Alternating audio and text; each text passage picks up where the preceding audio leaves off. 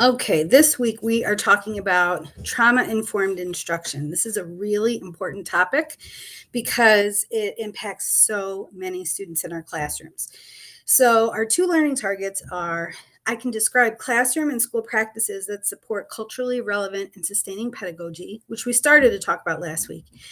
And I can describe classroom and school practices to support students that have experienced trauma. So we did touch on culturally responsive practices last week. I want you to consider this example.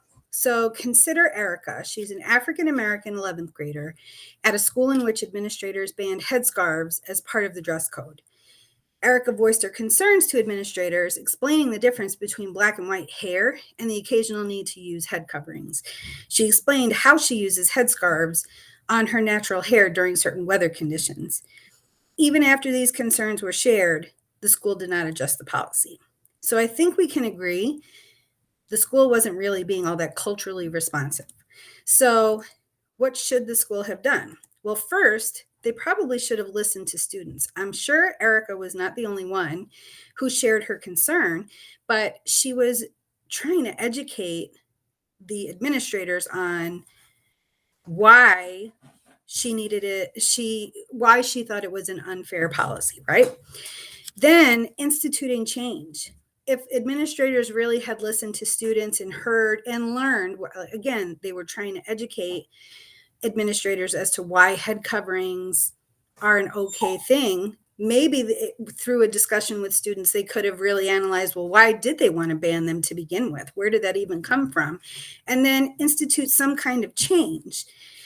Ultimately, what they should have done is create a more welcoming environment for African American students, right? It isn't very welcoming to say something that a Black student does on a regular basis is not okay to do at school. That's not welcoming at all. So if you think about Erica, how might she feel? I would definitely say unwelcome.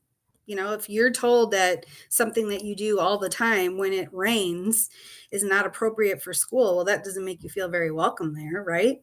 Ignored, because she did share, not only did she share concerns, but by trying to help administrators understand where she was coming from, only for nothing to happen, I would feel ignored too.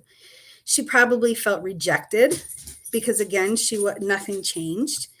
I would say she probably felt marginalized because, again, something that is a part of her, she's now told that that is not appropriate for school. I mean, that is such an example of marginalization there. Probably misunderstood too, again, because she did try to help them to understand, whereas some people might think head coverings are, some stereotypes are they're related to gang symbols or whatever. Obviously, she felt misunderstood because that is not the case. And probably, if she felt unwelcome, I would assume that she would feel that she didn't belong. So when we think about marginalization and lack of belonging, those are forms of adversity that actually affect the brain, like physical or constant physical pain. Think about that. Marginalization and lack of belonging. That's something that a person would feel over time, literally affects the brain just like constant physical pain. That's awful. That is the definition of trauma. That is trauma. So when we think about trauma-sensitive instruction, first of all, we have so many students sitting in our classrooms who have experienced trauma at some point. Most we probably don't even know. A recent study just found over 50% of participants in the study reported having experienced at least one form of childhood adversity. Over 50%. That's alarming. And that really does put into perspective how many students in your classroom probably is dealing with trauma that you just have no idea. It's important to remember that trauma isn't an event. It's a response. Trauma is a response to overwhelmingly stressful events that last some time, and it impacts someone's ability to cope.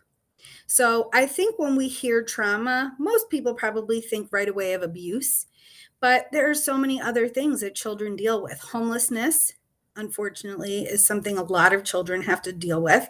Community violence. So while their home might not be violent, they may live in a community in which there's a lot of violence. Rochester is absolutely one of them. The amount of gun violence that has gone on in the last year and change is frightening, and children have to deal with that. Bullying, and I would add cyberbullying, because there's no escaping cyberbullying, right? Social media is on all the time. Children who come from other countries, they may be fleeing war-torn countries. I can't even imagine the trauma that comes with that. And then children whose parents are in the military and may have deployed, like to Iraq or Afghanistan, their parents are traumatized by recent combat. That can impact children as well. A parent who struggles with PTSD, 100% that impacts the child. So, and this isn't an exhaustive list, but children in our classrooms are dealing with so many of these traumatic experiences. We have to be aware of them, because otherwise we are not helping our students at all, really. Trauma can impact learning, behavior, and relationships. Well, when you think about what we do at school, learning, behavior, and relationships, that's the crux of everything that we do. So we absolutely have to understand the impact of trauma so that we can best work with our students. And it's important to remember that behaviors escalate as students get older. So the way trauma can manifest in young children, it often is obvious behaviors they may act out, but as they get older, it can include self-medicating with like substance abuse, smoking, overeating, really dangerous behaviors. So again, it's important for us to be aware of maybe not necessarily what the trauma is, although that is helpful, but how trauma can impact children's learning, their behavior, and relationships. So trauma-sensitive schools and trauma-sensitive practices are what allow students to feel safe. Students can't learn if they don't feel safe. I don't know if you've ever heard the phrase Maslow's before Bloom's, meaning you have to have your basic needs met before you can engage in any kind of academic task.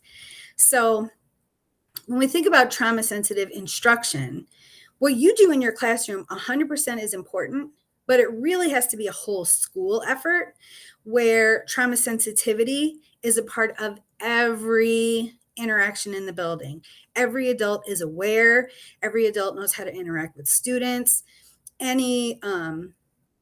From little procedures like going through a lunch line to checking out books in the library to what happens if a student is caught in a hallway without a pass. All of these things, trauma sensitivity has to be weaved throughout all of them.